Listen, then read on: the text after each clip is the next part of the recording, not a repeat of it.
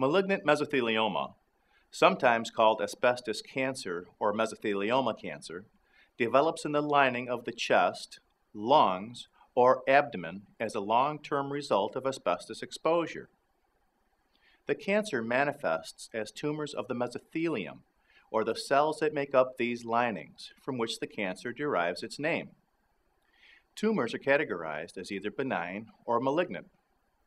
Mesothelial tumors are rarely benign, so most often references to mesothelioma, or simply meso, pertain to the malignant form of the disease.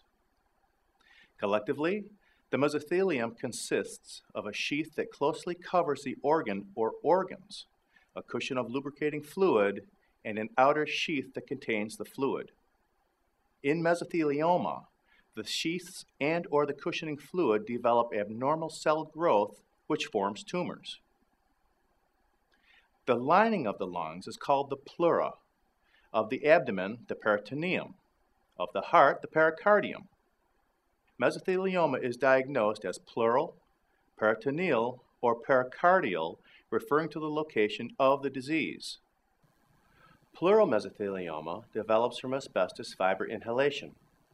The pleural lining becomes inflamed. Natural defenses in the body attempt to break down the invading fibers, which can result in scarring and thickening of the pleural sheaths. Extra fluid builds up between the sheaths, called pleural effusion. The mesothelial cells of the pleura begin to mutate and multiply, or become malignant. The physical mechanics of how asbestos fibers reach and become cancerous in the peritoneum are undefined. One theory conjectures that the fibers are swallowed with mucus, subsequently penetrating the peritoneum. Another, that inhaled fibers travel via the lymphatic system and embedded into the peritoneum. As with pleural mesothelioma, the asbestos fibers inflame the peritoneum, ultimately causing mutations and tumors. To the best of current knowledge, pericardial mesothelioma occurs when inhaled asbestos fibers travel from the lungs to the pericardium. Researchers theorize that the fibers fragment in the lungs and the microscopic fragments are carried to the pericardium through the bloodstream.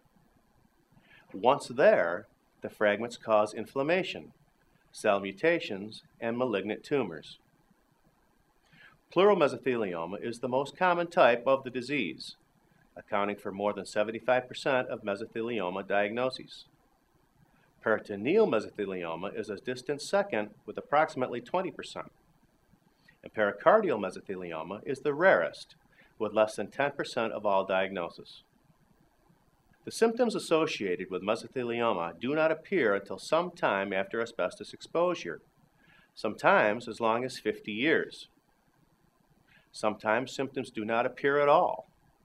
When they do manifest, their generalized nature makes it easy to mistake them for other conditions. Often, patients discover that they may have mesothelioma accidentally when consulting their physician for symptoms they believe indicate a different, less serious diagnosis.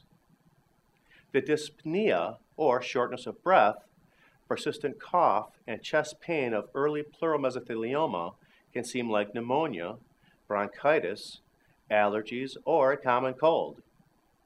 Indeed, pneumonia and bronchitis themselves are symptoms of the disease. As the disease progresses, the chest pain can become constant and the persistent cough chronic. Patients may wheeze and experience increased difficulty breathing. They may cough up blood, experience appetite loss, and feel lethargic and generally fatigued. Their lymph nodes may become swollen.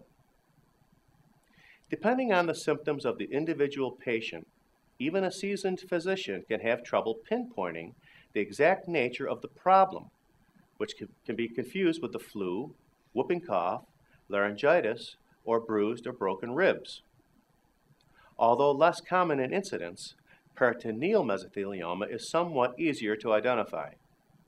The abdominal pain, swelling, appetite loss, and subsequent weight loss can trigger enough alarm for both patient and physician to demand thorough testing for all possible causes. While peritoneal mesothelioma may cause weight loss, the patient's overall size may appear larger due to fluid retention or tumor growth in the abdomen. The patient may often be nauseous, have difficulty swallowing, or vomit. Depending on where and what size any tumors that are present may be, there may be bowel obstruction, trouble breathing, or hernia. Anemia, a low red blood cell count, may also be present. Pericardial mesothelioma is very rare. As a result, data gathered on the disease is limited. Pericardial mesothelioma may initially manifest with tightness in the chest and chest pains. There may be shortness of breath after minimal exertion and a persistent cough. There can be heart palpitations, an arrhythmia, or an irregular heartbeat. Often, the patient is fatigued.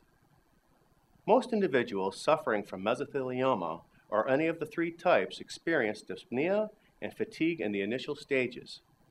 These overlapping and seemingly innocuous symptoms can delay initial diagnosis. The patient may neglect seeing a physician until the symptoms elevate or broaden into a pattern of discomfort that cannot be easily explained or dismissed. When a physician is consulted, a definitive diagnosis can be challenging, even if mesothelioma is suspected immediately.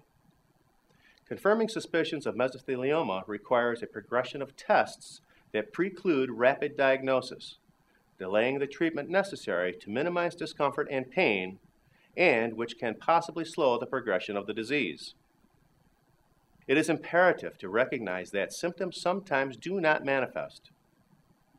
If and when noticeable symptoms do appear, the disease has already advanced far enough that treatment options can be severely limited and life expectancy frighteningly short. The unfortunate statistical reality is that once a diagnosis has been confirmed, life expectancy is sometimes as little as a matter of months or weeks. Late diagnosis can be avoided.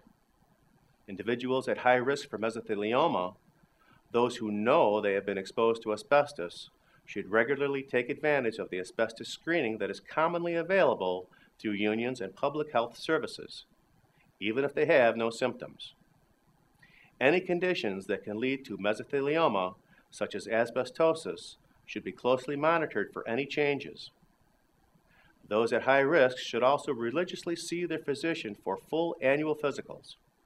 Their physician should be made aware of previous asbestos exposure, and the exposure should be kept in mind when assessing any and all health issues. Like many cancers, mesothelioma has a very low survival rate. Early detection and treatment, however, can ease the physical hardship of the disease, prolong life, and promise a better quality of life while living with mesothelioma. Thank you for watching. This video was produced by Asbestos.Net, a leading resource on all aspects of asbestos and mesothelioma. Our priority is to inform victims about the devastating effects of asbestos exposure, mesothelioma, asbestos cancer, asbestosis, and other asbestos-related diseases, and to advise them with a wealth of information. Individuals whose lives have been touched by mesothelioma have numerous questions and concerns. Their caregivers and family members also need accurate, reliable information. If you or a loved one have been diagnosed with mesothelioma or asbestos cancer and need more information, we invite you to visit and explore the thousands of pages of oncologist-reviewed material on Asbestos.net, to call our convenient toll-free number shown below and speak with a mesothelioma specialist, or to use the simple contact form found at Asbestos.net to request a free copy of our informative books, custom inserts, and DVD. Asbestos.net. Information and help for patients and families.